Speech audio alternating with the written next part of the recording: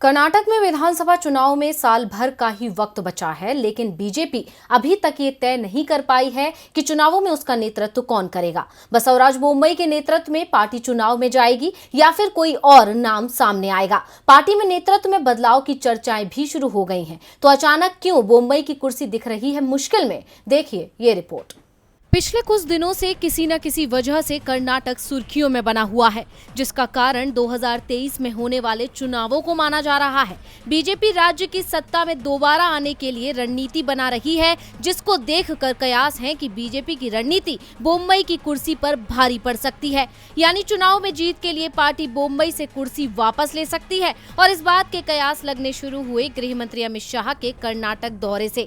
बता दें कि कर्नाटक के मुख्यमंत्री बसवराज बोम्मई को कमान संभाले महज 9 महीने का ही वक्त बीता है, लेकिन एक बार फिर से राज्य में नेतृत्व परिवर्तन की चर्चाएं तेज हो गई हैं। उन्हें पूर्व सीएम और दिग्गज लिंगायत नेता बीएस येदियुरप्पा के स्थान पर सीएम बनाया गया था। नेतृत्व परिवर्तन करने के पीछे के कारणों में मुख्य कारण हिजाब विवाद को लेकर कॉन्ट्रैक्टर की आत्महत्या तक के मामलों को सही से ना संभल पाना माना जा रहा है। दरअसल नेतृत्व परिवर्तन के कयास तो लंबे समय से चल रहे थे, लेकिन इन कयासों को भाजपा में ताकतवर माने जाने वाले संगठन महासचिव बीएल संतोष के एक बयान ने और हवा दे दी। दरअसल उन्होंने कहा था कि भाजपा ने दिल्ली और गुजरात में बड़े बदलाव करके दिखाए थे। इससे पता चलता है कि पार्टी लीडरशिप में इस बात का साहस है कि राज्यों के स्तर पर पूरी लीडरशिप को ही तब्दील कर दिया जाए। इतना ही नहीं, उन्होंने कहा था कि राजनीति में बदलाव महत्वपूर्ण होता है। बीएल संतोष यही नहीं रुके, उन्होंने कहा दूसरी बार सत्ता में वापसी करना आसान नहीं होता है।